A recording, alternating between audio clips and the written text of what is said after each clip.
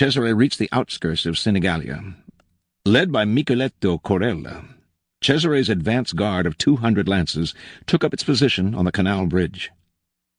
This control of the ridge effectively prevented the conspirators' troops from withdrawing. Cesare greeted the condottieri effusively and invited them to join him. Micheletto had prepared the Palazzo Bernardino for Cesare's use, and the Duke invited the condottieri inside. Once indoors, the men were quietly arrested by guards who crept up from the rear. Cesare gave orders for an attack on Vitelli's and Orsini's soldiers in the outlying areas. That night, while their troops were being crushed, Micheletto throttled Oliveretto and Vitelli in the Bernardino Palace. At one fell swoop, Borgia had got rid of his former generals and worst enemies. And from Napoleon Bonaparte: to have ultimate victory, you must be ruthless.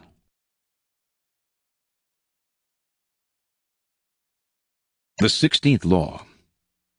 Use absence to increase respect and honor. Judgment. Too much circulation makes the price go down. The more you are seen and heard from, the more common you appear. If you are already established in a group, temporary withdrawal from it will make you more talked about, even more admired. You must learn when to leave. Create value through scarcity. Transgression and observance of the law. Sir Guillaume de Ballon was a troubadour who roamed the south of France in the Middle Ages, going from castle to castle, reciting poetry, and playing the perfect knight. At the castle of Javiac he met and fell in love with the beautiful lady of the house, Madame Guillaume de Javiac. He sang her his songs, recited his poetry, played chess with her, and little by little she in turn fell in love with him. Guillaume had a friend, Sir Pierre de Barjac, who travelled with him, and who was also received at the castle. And Pierre, too, fell in love with a lady in Javiac, the gracious but temperamental Viernetta. One day Pierre and Viernetta had a violent quarrel. The lady dismissed him, and he sought out his friend Guillaume to help heal the breach and get him back in her good graces. Guillaume was about to leave the castle for a while, but on his return, several weeks later, he worked his magic, and Pierre and the lady were reconciled. Pierre felt that his love had increased tenfold, that there was no stronger love, in fact, than the love that follows reconciliation. The stronger and longer the disagreement, he told Guillaume, the sweeter the feeling that comes with peace and rapprochement. As a troubadour, Sir Guillaume prided himself on experiencing all the joys and sorrows of love. On hearing his friends talk, he too wanted to know the bliss of reconciliation after a quarrel. He therefore feigned great anger with Lady Guillaume, stopped sending her love letters, and abruptly left the castle and stayed away, even during the festivals and hunts. This drove the young lady wild. Guillaume sent messengers to Guillaume to find out what had happened, but he turned the messengers away. He thought all this would make her angry, forcing him to plead for reconciliation as Pierre had. Instead, however, his absence had the opposite effect. It made Guillaume love him all the more. Now the lady pursued her knight, sending messengers and love notes of her own. This was almost unheard of. A lady never pursued her troubadour. And Guillaume didn't like it. Guillaume's forwardness made him feel she had lost some of her dignity. Not only was he no longer sure of his plan, he was no longer sure of his lady. Finally, after several months of not hearing from Guillaume, Guillaume gave up. She sent him no more messengers, and he began to wonder. Perhaps she was angry. Perhaps the plan had worked after all. So much the better if she was. He would wait no more. It was time to reconcile. So he put on his best robe, decked the horse in its fanciest caparison, chose a magnificent helmet, and rode off to Javiac. On hearing that her beloved had returned, Guillaume rushed to see him, knelt before him, dropped her veil to kiss him, and begged forgiveness for whatever slight had caused his anger. Imagine his confusion and despair. His plan had failed abysmally. She was not angry. She had never been angry. She was only deeper in love, and he would never experience the joy of reconciliation after a quarrel. Seeing her now, and still desperate to taste that joy, he decided to try one more time. He drove her away with harsh words and threatening gestures. She left, this time vowing never to see him again. The next morning the troubadour regretted what he had done. He rode back to Javaillac, but the lady would not receive him, and ordered her servants to chase him away across the drawbridge and over the hill. Guillaume fled. Back in his chamber he collapsed and started to cry. He had made a terrible mistake. Over the next year, unable to see his lady, he experienced the terrible absence that can only inflame love. He wrote one of his most beautiful poems. My song ascends for mercy praying, and he sent many letters to Guillaume, explaining what he had done and begging forgiveness. After a great deal of this, Lady Guillaume, remembering his beautiful songs, his handsome figure, and his skills in dancing and falconry, found herself yearning to have him back. As penance for his cruelty, she ordered him to remove the nail from the little finger of his right hand and to send it to her along with a poem describing his miseries. He did as she asked. Finally, Guillaume de Ballon was able to taste the ultimate sensation, a reconciliation even surpassing that of his friend Pierre. Interpretation. Trying to discover the joys of reconciliation, Guillaume de Ballon inadvertently experienced the truth of the law of absence and presence. At the start of an affair, you need to heighten your presence in the eyes of the other. If you absent yourself too early, you may be forgotten. But once your lover's emotions are engaged, and the feeling of love has crystallized, absence inflames and excites. Giving no reason for your absence excites even more. The other person assumes he or she is at fault. While you are away, the lover's imagination takes flight, and a stimulated imagination cannot help but make love grow stronger. Conversely, the more Guillaume pursued Guillaume, the less he loved her. She had become too present, too accessible, leaving no room for his imagination and fancy, so that his feelings were suffocating. When she finally stopped sending messengers, he was able to breathe again and to return to his plan. What withdraws, what becomes scarce, suddenly seems to deserve our respect and honor. What stays too long, inundating us with its presence, makes us disdain it. In the Middle Ages, ladies were constantly putting their knights through trials of love, sending them on some long and arduous quest, all to create a pattern of absence and presence. Indeed, had Guillaume not left his lady in the first place, she might have been forced to send him away, creating an absence of her own. As La Rochefoucauld said, absence diminishes minor passions and inflames great ones, as the wind douses a candle and fans a fire. Observance of the law. For many centuries the Assyrians ruled Upper Asia with an iron fist.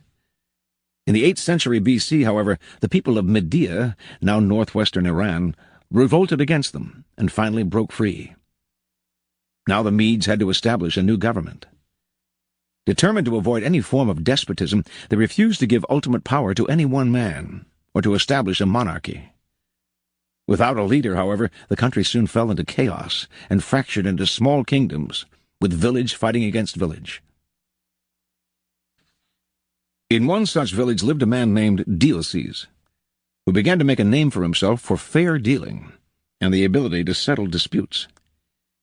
He did this so successfully, in fact, that soon any legal conflict in the area was brought to him, and his power increased. Throughout the land the law had fallen into disrepute. The judges were corrupt, and no one entrusted their cases to the courts anymore, resorting to violence instead. When news spread of Deioces' wisdom, incorruptibility, and unshakable impartiality, Median villages far and wide turned to him to settle all manner of cases. Soon he became the sole arbiter of justice in the land. At the height of his power, Deioces suddenly decided he had had enough. He would no longer sit in the chair of judgment, would hear no more suits, settle no more disputes between brother and brother, village and village. Complaining that he was spending so much time dealing with other people's problems that he had neglected his own affairs, he retired. The country once again descended into chaos. With the sudden withdrawal of a powerful arbiter like Deioces, crime increased, and contempt for the law was never greater. The Medes held a meeting of all the villages to decide how to get out of their predicament. "We cannot continue to live in this country under these conditions," said one tribal leader. "Let us appoint one of our number to rule, so that we can live under orderly government, rather than losing our homes altogether in the present chaos." And so, despite all that the Medes had suffered under the Assyrian despotism, they decided to set up a monarchy and name a king. And the man they most wanted to rule, of course, was the fair-minded Deioces. He was hard to convince, for he wanted nothing more to do with the village's infighting and bickering. But the Medes begged and pleaded. Without him, the country had descended into a state of lawlessness. Deioces finally agreed. Yet he also imposed conditions. An enormous palace was to be constructed for him. He was to be provided with bodyguards, and a capital city was to be built from which he could rule. All of this was done, and Deioces settled into his palace. In the center of the capital, the palace was surrounded by walls and completely inaccessible to ordinary people. Deioces then established the terms of his rule. Admission to his presence was forbidden. Communication with the king was only possible through messengers. No one in the royal court could see him more than once a week, and then only by permission. Deioces ruled for 53 years, extended the Median Empire, and established the foundation for what would later be the Persian Empire, under his great-great-grandson Cyrus. During Deioces' reign, the people's respect for him gradually turned into a form of worship. He was not a mere mortal, they believed, but the son of a god. Interpretation. Deioces was a man of great ambition. He determined early on that the country needed a strong ruler, and that he was the man for the job. In a land plagued with anarchy, the most powerful man is the judge and arbiter. So Deioces began his career by making his reputation as a man of impeccable fairness. At the height of his power as a judge, however, Deioces realized the truth of the law of absence and presence. By serving so many clients, he had become too noticeable, too available, and had lost the respect he had earlier enjoyed. People were taking his services for granted. The only way to regain the veneration and power he wanted was to withdraw completely, and let the Medes taste what life was like without him. As he expected, they came begging for him to rule. Once Deioces had discovered the truth of this law, he carried it to its ultimate realization. In the palace his people had built for him, none could see him except a few courtiers, and those only rarely. As Herodotus wrote, there was a risk that if they saw him habitually, it might lead to jealousy and resentment, and plots would follow. But if nobody saw him, the legend would grow, and he was a being of a different order from mere men. As Mullah Jami said, a man said to a dervish, "Why do I not see you more often?" The dervish replied, "Because the words, 'Why have you not been to see me?' are sweeter to my ears than the words, 'Why have you come again?'" Keys to power. Everything in the world depends on absence and presence. A strong presence will draw power and attention to you. You shine more brightly than those around you. But a point is inevitably reached where too much presence creates the opposite effect. The more you are seen and heard from, the more your value degrades. You become a habit. No matter how hard you try to be different, subtly, without your knowing why, people respect you less and less. At the right moment you must learn to withdraw yourself before they unconsciously push you away. It is a game of hide and seek. The truth of this law can most easily be appreciated in matters of love and seduction. In the beginning stages of an affair, the lover's absence stimulates your imagination, forming a sort of aura around him or her. But this aura fades when you know too much, when your imagination no longer has room to roam. The loved one becomes a person like anyone else, a person whose presence is taken for granted.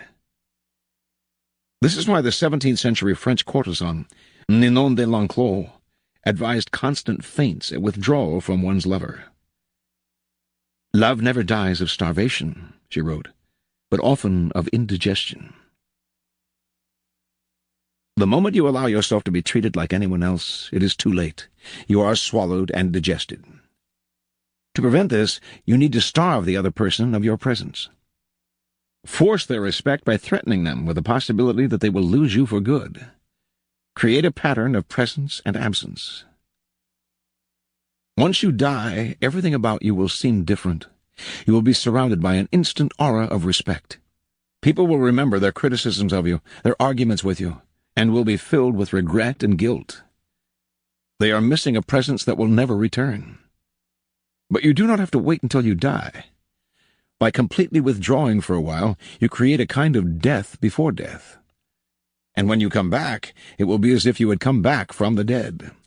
An air of resurrection will cling to you, and people will be relieved at your return. This is how Dioceses made himself king. Napoleon was recognizing the law of absence and presence when he said, "If I am often seen at the theater, people will cease to notice me." Today, in a world inundated with presence through the flood of images, the game of withdrawal is all the more powerful.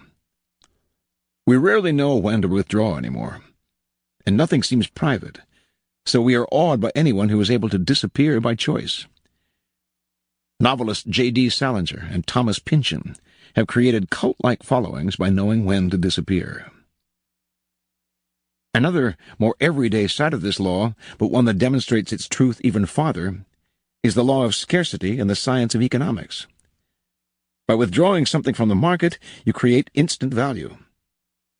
In 17th century Holland, the upper classes wanted to make the tulip more than just a beautiful flower. They wanted it to be a kind of status symbol. Making the flower scarce, indeed almost impossible to obtain, they sparked what was later called tulipomania. A single flower was now worth more than its weight in gold. In our own century, similarly, the art dealer Joseph Duveen insisted on making the paintings he sold as scarce and rare as possible.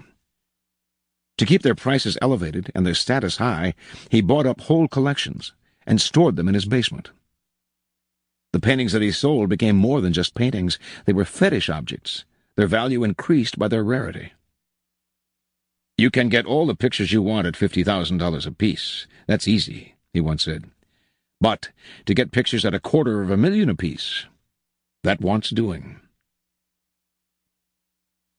Extend the law of scarcity to your own skills. Make what you are offering the world rare and hard to find, and you instantly increase its value. There always comes a moment when those in power overstay their welcome. We have grown tired of them, lost respect for them. We see them as no different from the rest of mankind, which is to say that we see them as rather worse, since we inevitably compare their current status in our eyes to their former one. There is an art to knowing when to retire. If it is done right, you regain the respect you had lost and retain a part of your power. The greatest ruler of the 16th century was Charles V. King of Spain, Habsburg Emperor, he governed an empire that at one point included much of Europe and the New World. Yet at the height of his power, in 1557, he retired to the monastery of Yuste. All of Europe was captivated by his sudden withdrawal. People who had hated and feared him suddenly called him great, and he came to be seen as a saint. In more recent times, the film actress Greta Garbo was never more admired than when she retired in 1941. For some, her absence came too soon. She was in her mid-30s. But she wisely preferred to leave on her own terms, rather than waiting for her audience to grow tired of her. Make yourself too available, and the aura of power you have created around yourself will wear away. Turn the game around. Make yourself less accessible, and you increase the value of your presence. Reversal. This law only applies once a certain level of power has been attained. The need to withdraw only comes after you have established your presence. Leave too early, and you don't increase your respect, you are simply forgotten. When you're first entering onto the world stage, create an image that is recognizable, reproducible, and is seen everywhere. Until that status is attained, absence is dangerous. Instead of fanning the flames, it will extinguish them. In love and seduction, similarly, absence is only effective once you have surrounded the other with your image, been seen by him or her everywhere. Everything must remind your lover of your presence, so that when you do choose to be away, the lover will always be thinking of you, will always be seeing you in his or her mind's eye. Remember, in the beginning, make yourself not scarce, but omnipresent. Only what is seen, appreciated, and loved will be missed in its absence.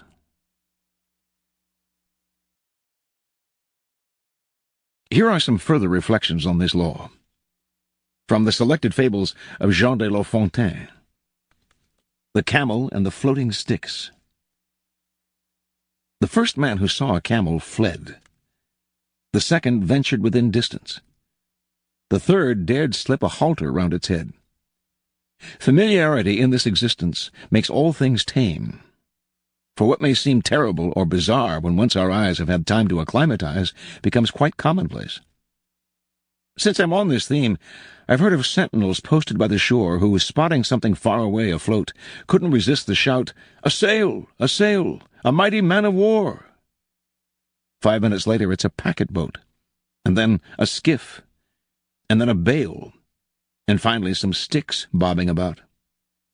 I know plenty such to whom this story applies, people whom distance magnifies, who, close to, don't amount to much. And an ancient Chinese parable. 5 virtues of the cock. While serving under the Duke Ai of Lu, Qian Zhao, resenting his obscure position, said to his master, "I am going to wander far away like a snow goose." "What do you mean by that?" inquired the Duke. "Do you see the cock?" said Qian Zhao in reply. "Its crest is a symbol of civility. Its powerful talons suggest strength. Its daring to fight any enemy denotes courage. Its instinct to invite others whenever food is obtained shows benevolence. And last but not least, its punctuality in keeping the time through the night gives us an example of veracity. In spite, however, of these 5 virtues, the cock is daily killed to fill a dish on your table. Why? The reason is that it is found within our reach. On the other hand, the snow goose traverses in one flight 1,000 li. Resting in your garden, it preys on your fishes and turtles and pecks your millet. Though devoid of any of the cock's 5 virtues, yet you prize this bird for the sake of its scarcity. This being so, I shall fly far like a snow goose.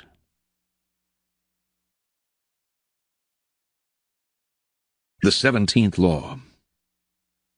Keep others in suspended terror. Cultivate an air of unpredictability. Judgment. Humans are creatures of habit with an insatiable need to see familiarity in other people's actions. Your predictability gives them a sense of control. Turn the tables. Be deliberately unpredictable.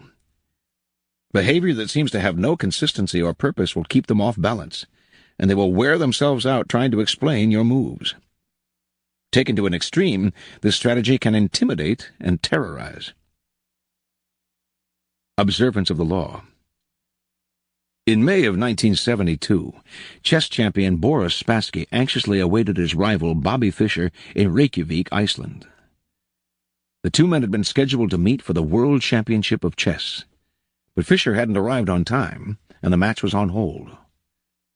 Fischer had problems with the size of the prize money, problems with the way the money was to be distributed, problems with the logistics of holding the match in Iceland. He might back out at any moment. Spassky tried to be patient. His Russian bosses felt that Fischer was humiliating him and told him to walk away. But Spassky wanted this match.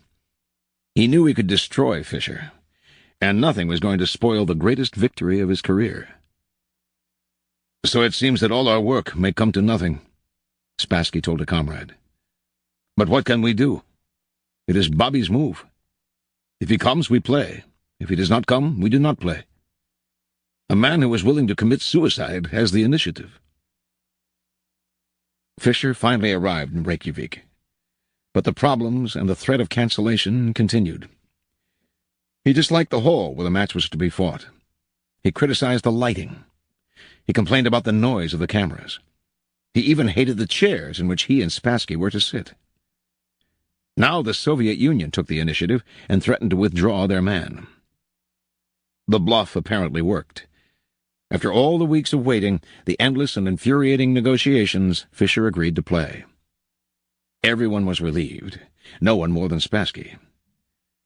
But on the day of the official introductions, Fischer arrived very late. And on the day when the match of the century was to begin, he was late again. This time, however, the consequences would be dire. If he showed up too late, he would forfeit the first game. What was going on?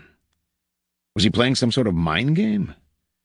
Or was Bobby Fischer perhaps afraid of Boris Spassky? It seemed to the assembled Grand Masters and to Spassky that this young kid from Brooklyn had a terrible case of the jitters. At 5:09, Fischer showed up exactly 1 minute before the match was to be cancelled. The first game of a chess tournament is critical, since it sets the tone for the months to come. It is often a slow and quiet struggle, with the two players preparing themselves for the war and trying to read each other's strategies. This game was different. Fischer made a terrible move early on, perhaps the worst of his career, and when Spassky had him on the ropes, he seemed to give up. Yet Spassky knew that Fischer never gave up. Even when facing checkmate, he fought to the bitter end, wearing the opponent down. This time, though, he seemed resigned. Then suddenly he broke out a bold move that put the room in a buzz. The move shocked Spassky, but he recovered and managed to win the game. But no one could figure out what Fischer was up to. Had he lost deliberately? Or was he rattled, unsettled, even, as some thought, insane? After his defeat in the first game, Fischer complained all the more loudly about the room, the cameras, and everything else. He also failed to show up on time for the second game. This time the organizers had had enough. He was given a forfeit. Now he was down 2-0, a position from which no one had ever come back to win a chess championship. Fischer was clearly unhinged. Yet in the third game, as all those who witnessed it remembered, he had a ferocious look in his eye, a look that clearly bothered Spassky.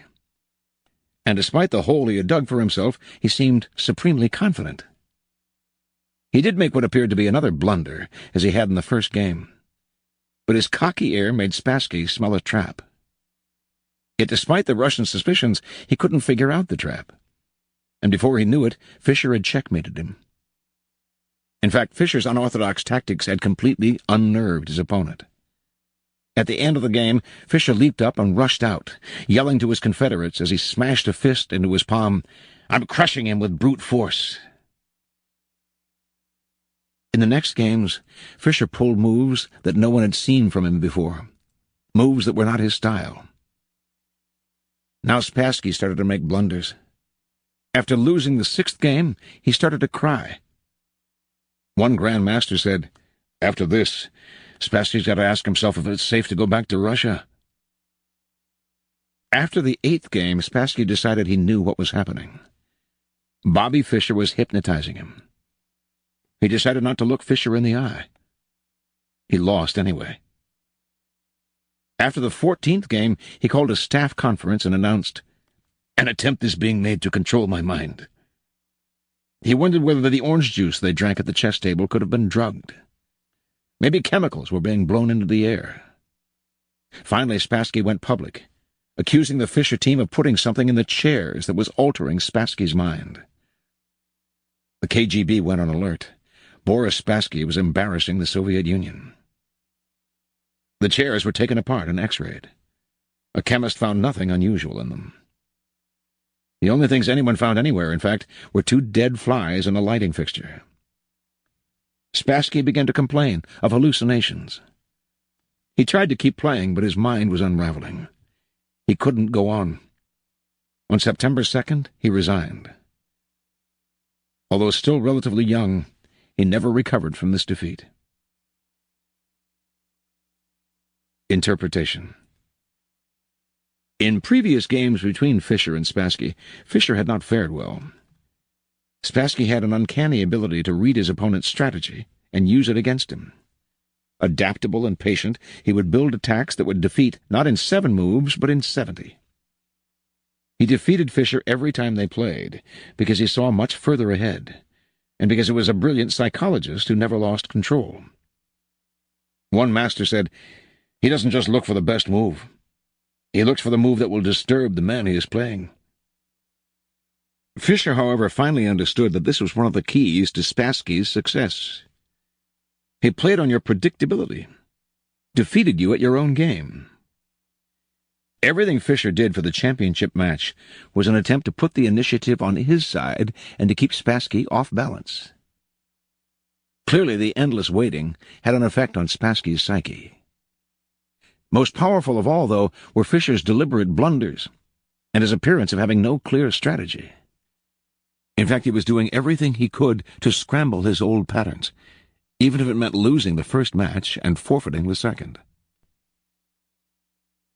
Spassky was known for his sang-froid and level-headedness, but for the first time in his life he couldn't figure out his opponent. He slowly melted down, until at the end he was the one who seemed insane. Chess contains the concentrated essence of life. First, because to win you have to be supremely patient and far-seeing, and second, because the game is built on patterns, whole sequences of moves that have been played before and will be played again with slight alterations in any one match. Your opponent analyzes the patterns you are playing and uses them to try to foresee your moves. Allowing him nothing predictable to base his strategy on gives you a big advantage. In chess, as in life, when people cannot figure out what you're doing, they are kept in a state of terror, waiting, uncertain, confused. As Jean de la Bruyere said, "Life at court is a serious, melancholy game of chess, which requires us to draw up our pieces and batteries, form a plan, pursue it, parry that of our adversary. Sometimes, however, it is better to take risks and play the most capricious, unpredictable move." Keys to power. Nothing is more terrifying than the sudden and unpredictable. That is why we are so frightened by earthquakes and tornadoes. We do not know when they will strike. After one has occurred, we wait in terror for the next one. To a lesser degree, this is the effect that unpredictable human behavior has on us. Animals behave in set patterns, which is why we are able to hunt and kill them. Only man has the capacity to consciously alter his behavior, to improvise and overcome the weight of routine and habit. Yet most men do not realize this power. They prefer the comforts of routine, of giving in to the animal nature that has them repeating the same compulsive actions time and time again. They do this because it requires no effort, and because they mistakenly believe that if they do not unsettle others, they will be left alone. Understand, a person of power instills a kind of fear by deliberately unsettling those around him, to keep the initiative on his side. You sometimes need to strike without warning, to make others tremble when they least expect it. It is a device that the powerful have used for centuries. Filippo Maria, the last of the Visconti dukes of Milan in 15th century Italy, consciously did the opposite of what everyone expected of him. For instance, he might suddenly shower a courtier with attention, and then, once the man had come to expect a promotion to higher office, would suddenly start treating him with the utmost disdain. Confused, the man might leave the court, when the duke would suddenly recall him and start treating him well again. Doubly confused, the courtier would wonder whether his assumption that he would be promoted had become obvious and offensive to the duke, and would start to behave as if he no longer expected such honor. The duke would rebuke him for his lack of ambition, and would send him away. The secret of dealing with Filippo was simple. Do not presume to know what he wants. Do not try to guess what will please him. Never inject your will. Just surrender to his will. Then wait to see what happens. Amidst the confusion and uncertainty created, the duke ruled supreme, unchallenged, and at peace. Unpredictability is most often the tactic of the master, but the underdog can use it to great effect. If you find yourself outnumbered or cornered, throw in a series of unpredictable moves. Your enemies will be so confused that they will pull back, or make a tactical blunder. In the spring of 1862, during the American Civil War, General Stonewall Jackson and a force of 4,600 Confederate soldiers were tormenting the larger Union forces in the Shenandoah Valley. Meanwhile, not far away, General George Brinton McClellan, heading a force of 90,000 Union soldiers, was marching south from Washington, D.C. to lay siege to Richmond, Virginia, the Confederate capital. As the weeks of the campaign went by, Jackson repeatedly led his soldiers out of the Shenandoah Valley, then back to it. His movements made no sense. Was he preparing to help defend Richmond? Was he marching on Washington, now that McClellan's absence had left it unprotected? Was he heading north to wreak havoc up there? Why was his small force moving in circles? Jackson's inexplicable moves made the Union generals delay the march on Richmond as they waited to figure out what he was up to. Meanwhile, the South was able to pour reinforcements into the town. A battle that could have crushed the Confederacy turned into a stalemate. Jackson used this tactic time and again when facing numerically superior forces. "Always mystify, mislead, and surprise the enemy, if possible," he said. "Such tactics will win every time, and a small army may thus destroy a large one." This law applies not only to war, but to everyday situations. People are always trying to read the motives behind your actions, and to use your predictability against you. Throw in a completely inexplicable move, and you put them on the defensive. Because they don't understand you, they are unnerved, and in such a state you can easily intimidate them. Pablo Picasso once remarked, "The best calculation is the absence of calculation." Once you have attained a certain level of recognition, others generally figure that when you do something, it's for an intelligent reason. So it's really foolish to plot out your movements too carefully in advance. You're better off acting capriciously. For a while, Picasso worked with the art dealer Paul Rosenberg. At first, he allowed him a fair amount of latitude in handling his paintings. Then one day, for no apparent reason, he told the man he would no longer give him any work to sell. As Picasso explained, Rosenberg would spend the next 48 hours trying to figure out why. Was I reserving things for some other dealer? I'd go on working and sleeping, and Rosenberg would spend his time figuring. In 2 days he'd come back, nerves jangled, anxious, saying, "After all, dear friend, you wouldn't turn me down if I offered you this much," naming a substantially higher figure, "for those paintings, rather than the price I've been accustomed to paying you, would you?" Unpredictability is not only a weapon of terror. Scrambling your patterns on a day-to-day basis will cause a stir around you and stimulate interest. People will talk about you, ascribe motives and explanations that have nothing to do with the truth, but that keep you constantly in their minds. In the end, the more capricious you appear, the more respect you will garner. Only the terminally subordinate act in a predictable manner. Reversal. Sometimes predictability can work in your favor. By creating a pattern for people to be familiar and comfortable with, you can lull them to sleep. They have prepared everything according to their preconceived notions about you. You can use this in several ways. First, it sets up a smokescreen, a comfortable front, behind which you can carry on deceptive actions. Second, it allows you on rare occasions to do something completely against the pattern, unsettling your opponent so deeply he will fall to the ground without being pushed. In 1974, Muhammad Ali and George Foreman were scheduled to fight for the World Heavyweight Boxing Championship. Everyone knew what would happen. Big George Foreman would try to land a knockout punch, while Ali would dance around him, wearing him out. That was Ali's way of fighting, his pattern, and he hadn't changed it in more than 10 years. But in this case, it seemed to give Foreman the advantage. He had a devastating punch, and if he waited, sooner or later Ali would have to come to him. Ali, the master strategist, had other plans. In press conferences before the fight, he said he was going to change his style and punch it out with Foreman. No one, least of all Foreman, believed this for a second. That plan would be suicide on Ali's part. He was playing the comedian as usual. Then, before the fight, Ali's trainer loosened the ropes around the ring, something a trainer would do if his boxer were intending to slug it out. But no one believed this ploy.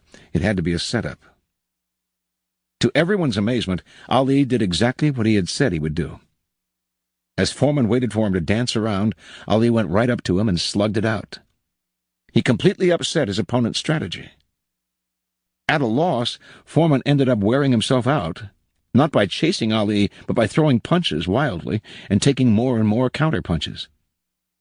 Finally, Ali landed a dramatic right cross that knocked out Foreman. The habit of assuming that a person's behavior will fit its previous patterns is so strong that not even Ali's announcement of a strategy change was enough to upset it. Foreman walked into a trap, the trap he had been told to expect. A warning. Unpredictability can work against you sometimes, especially if you are in a subordinate position. There are times when it is better to let people feel comfortable and settled around you than to disturb them. Too much unpredictability will be seen as a sign of indecisiveness, or even of some more serious psychic problem. Patterns are powerful, and you can terrify people by disrupting them. Such power should only be used judiciously.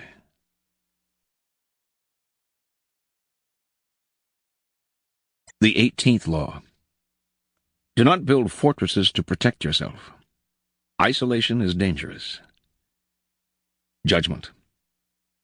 The world is dangerous, and enemies are everywhere. Everyone has to protect themselves.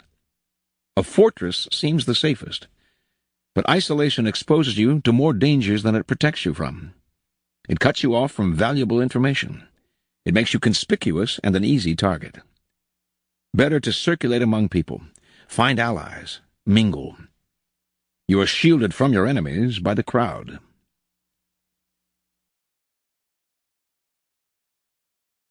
Transgression of the law. Qin Shi Huangdi, the first emperor of China, 221 to 210 B.C., was the mightiest man of his day. His empire was vaster and more powerful than that of Alexander the Great. He had conquered all of the kingdoms surrounding his own kingdom of Qin, and unified them into one massive realm called China. But in the last years of his life, few, if anyone, saw him. The emperor lived in the most magnificent palace built to that date, in the capital of Shenyang. The palace had 270 pavilions. All of these were connected by secret underground passageways, allowing the emperor to move through the palace without anyone seeing him.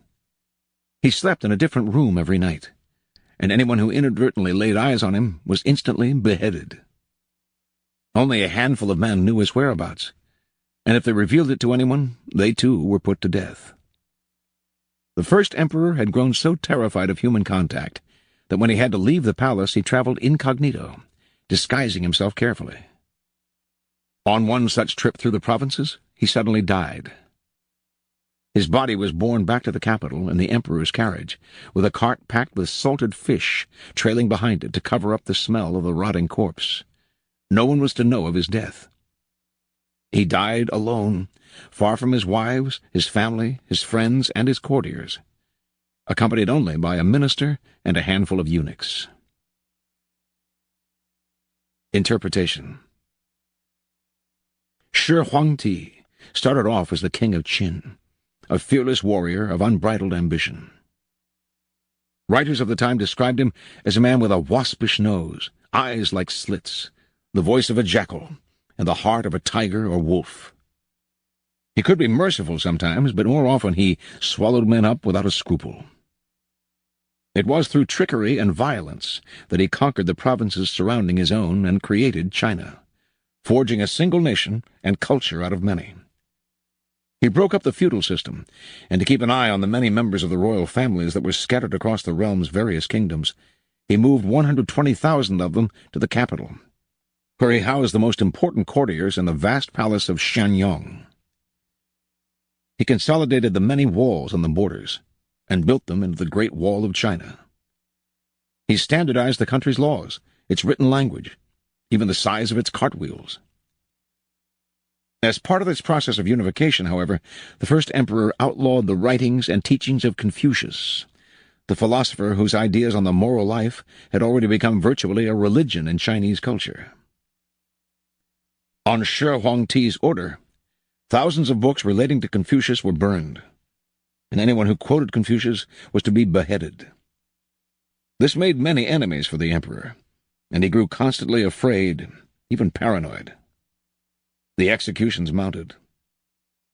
A contemporary, the writer Han Fei-tzu, noted that Qin has been victorious for 4 generations, yet has lived in constant terror and apprehension of destruction.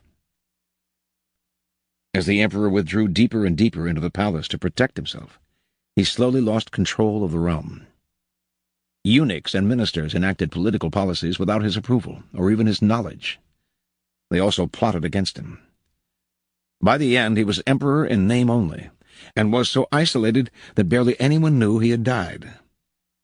He had probably been poisoned by the same scheming ministers who encouraged his isolation. That is what isolation brings. Retreat into a fortress, and you lose contact with the sources of your power. You lose your ear for what is happening around you, as well as a sense of proportion. Instead of being safer, you cut yourself off from the kind of knowledge on which your life depends. Never enclose yourself so far from the streets that you cannot hear what is happening around you, including the plots against you. Observance of the law. Louis XIV had the Palace of Versailles built for him and his court in the 1660s. But it was like no other royal palace in the world. As in a beehive, everything revolved around the royal person. He lived surrounded by the nobility, who were allotted apartments nestled around his. Their closeness to him depended on their rank. The king's bedroom occupied the literal center of the palace, and was the focus of everyone's attention. Every morning the king was greeted in his room by a ritual known as the levee. At 8 a.m., the king's first valet, who slept at the foot of the royal bed, would awaken His Majesty. Then pages would open the door and admit those who had a function in the levee. The order of their entry was precise. First came the king's illegitimate sons and his grandchildren, then the princes and princesses of the blood, and then his physician and surgeon. There followed the grand officers of the wardrobe, the king's official reader, and those in charge of entertaining the king. Next would arrive various government officials in ascending order of rank. Last but not least came those attending the levee by special invitation. By the end of the ceremony, the room would be packed with well over 100 royal attendants and visitors. The day was organized so that all the palace's energy was directed at and passed through the king. Louis was constantly attended by courtiers and officials, all asking for his advice and judgment. To all their questions he usually replied, "I shall see." As Saint-Simon noted, if he turned to someone, asked him a question, made an insignificant remark, the eyes of all present were turned on this person. It was a distinction that was talked of and increased prestige. There was no possibility of privacy in the palace, not even for the king. Every room communicated with another, and every hallway led to larger rooms where groups of nobles gathered constantly. Everyone's actions were interdependent, and nothing and no one passed unnoticed. The king not only saw to it that all the high nobility was present at his court, wrote Saint-Simon, he demanded the same of the minor nobility. At his levee and coucher, at his meals, in his gardens of Versailles, he always looked about him, noticing everything. He was offended if the most distinguished nobles didn't live permanently at court, and those who showed themselves never, or hardly ever, incurred his full displeasure. If one of these desired something, the king would say proudly, "I do not know him," and the judgment was irrevocable. Interpretation. Louis XIV came to power at the end of a terrible civil war, the Fronde. A principal instigator of the war had been the nobility, which deeply resented the growing power of the throne and yearned for the days of feudalism, when the lords ruled their own fiefdoms and the king had little authority over them. The nobles had lost the civil war, but they remained a fractious, resentful lot. The construction of Versailles, then, was far more than the decadent whim of a luxury-loving king. It served a crucial function. The king could keep an eye and an ear on everyone and everything around him. The once proud nobility was reduced to squabbling over the right to help the king put on his robes in the morning. There was no possibility here of privacy, no possibility of isolation. Louis XIV very early grasped the truth that for a king to isolate himself is gravely dangerous. In his absence, conspiracies will spring up like mushrooms after rain. Animosities will crystallize into factions, and rebellion will break out before he has the time to react. To combat this, sociability and openness must not only be encouraged, they must be formally organized and channeled. These conditions at Versailles lasted for Louis's entire reign, some 50 years of relative peace and tranquility. Through it all, not a pin dropped without Louis hearing it. As Dr. Samuel Johnson said, "Solitude is dangerous to reason, without being favorable to virtue." Remember that the solitary mortal is certainly luxurious, probably superstitious, and possibly mad. Keys to power. Machiavelli makes the argument that, in a strictly military sense, a fortress is invariably a mistake. It becomes a symbol of power's isolation, and is an easy target for its builder's enemies. Designed to defend you, fortresses actually cut you off from help and cut into your flexibility. They may appear impregnable, but once you retire to one, everyone knows where you are. And a siege doesn't have to succeed to turn your fortress into a prison. With their small and confined spaces, fortresses are also extremely vulnerable to the plague and contagious diseases. In a strategic sense, the isolation of a fortress provides no protection, and actually creates more problems than it solves. Because human beings are social creatures by nature, power depends on social interaction and circulation. To make yourself powerful, you must place yourself at the center of things, as Louis XIV did at Versailles. All activity should revolve around you, and you should be aware of everything happening on the street and of anyone who might be hatching plots against you. The danger for most people comes when they feel threatened. In such times, they tend to retreat and close ranks, to find security in a kind of fortress. In doing so, however, they come to rely for information on a smaller and smaller circle, and lose perspective on events around them. They lose maneuverability and become easy targets, and their isolation makes them paranoid. As in warfare and most games of strategy, isolation often precedes defeat and death. In moments of uncertainty and danger, you need to fight this desire to turn inward. Instead, make yourself more accessible. Seek out old allies and make new ones. Force yourself into more and more different circles. This has been the trick of powerful people for centuries. The Roman statesman Cicero was born into the lower nobility, and had little chance of power unless he managed to make a place for himself among the aristocrats who controlled the city. He succeeded brilliantly, identifying everyone with influence and figuring out how they were connected to one another. He mingled everywhere, knew everyone, and had such a vast network of connections that an enemy here could easily be counterbalanced by an ally there. The French statesman Talleyrand played the game the same way. Although he came from one of the oldest aristocratic families in France, he made a point of always staying in touch with what was happening in the streets of Paris, allowing him to foresee trends and troubles. He even got a certain pleasure out of mingling with shady criminal types, who supplied him with valuable information. Every time there was a crisis, a transition of power, the end of the Directory, the fall of Napoleon, the abdication of Louis XVIII, he was able to survive and even thrive because he never closed himself up in a small circle, but always forged connections with a new order. This law pertains to kings and queens and to those of the highest power. The moment you lose contact with your people, seeking security in isolation, rebellion is brewing. Never imagine yourself so elevated that you can afford to cut yourself off from even the lowest echelons. By retreating to a fortress, you make yourself an easy target for your plotting subjects, who view your isolation as an insult and a reason for rebellion. Since humans are such social creatures, it follows that the social arts that make us pleasant to be around can be practiced only by constant exposure and circulation. The more you are in contact with others, the more graceful and at ease you become. Isolation, on the other hand, engenders an awkwardness in your gestures and leads to further isolation, as people start avoiding you. In 1545, Duke Cosimo I de' Medici decided that to ensure the immortality of his name, he would commission frescoes for the main chapel of the Church of San Lorenzo in Florence.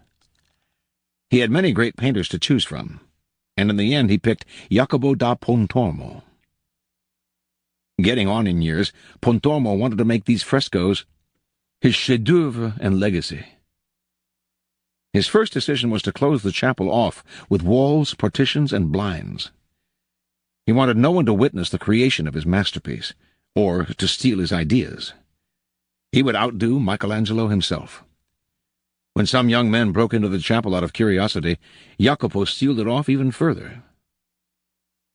Pontormo filled the chapel's ceiling with biblical scenes, the creation, Adam and Eve, Noah's Ark, on and on. At the top of the middle wall, he painted Christ in his majesty, raising the dead on Judgment Day. The artist worked on the chapel for 11 years, rarely leaving it, since he had developed a phobia for human contact and was afraid his ideas would be stolen. Pontormo died before completing the frescoes, and none of them has survived. But the great Renaissance writer Vasari, a friend of Pontormo's, who saw the frescoes shortly after the artist's death, left a description of what they looked like. There was a total lack of proportion. Scenes bumped against scenes, figures in one story being juxtaposed with those in another, in maddening numbers. Pontormo had become obsessed with detail, but had lost any sense of the overall composition. Vasari left off his description of the frescoes by writing that if he continued, "I think I would go mad and become entangled in this painting. Just as I believe that in the 11 years of time Jacopo spent on it, he entangled himself and anyone else who saw it." Instead of crowning Pontormo's career, the work became his undoing. These frescoes were visual equivalents of the effects of isolation on the human mind. A loss of proportion, an obsession with detail, combined with an inability to see the larger picture. A kind of extravagant ugliness that no longer communicates. Clearly, isolation is as deadly for the creative arts as for the social arts. Shakespeare is the most famous writer in history because, as a dramatist for the popular stage, he opened himself up to the masses, making his work accessible to people no matter what their education and taste. Artists who hold themselves up in their fortress lose a sense of proportion, their work communicating only to their small circle. Such art remains cornered and powerless. Finally, since power is a human creation, it is inevitably increased by contact with other people. Instead of falling into the fortress mentality, view the world in the following manner. It is like a vast Versailles, with every room communicating with another. You need to be permeable, able to float in and out of different circles and mix with different types. That kind of mobility and social contact will protect you from plotters, who will be unable to keep secrets from you and from your enemies, who will be unable to isolate you from your allies. Always on the move, you mix and mingle in the rooms of the palace, never sitting or settling in one place. No hunter can fix his aim on such a swift-moving creature. Reversal. It is hardly ever right and propitious to choose isolation. Without keeping an ear on what is happening in the streets, you will be unable to protect yourself. About the only thing that constant human contact cannot facilitate is thought. The weight of society's pressure to conform and the lack of distance from other people can make it impossible to think clearly about what is going on around you. As a temporary recourse, then, isolation can help you to gain perspective. Many a serious thinker has been produced in prisons, where we have nothing to do but think. Machiavelli could write The Prince only once he found himself in exile, and isolated on a farm far from the political intrigues of Florence. The danger is, however, that this kind of isolation will sire all kinds of strange and perverted ideas.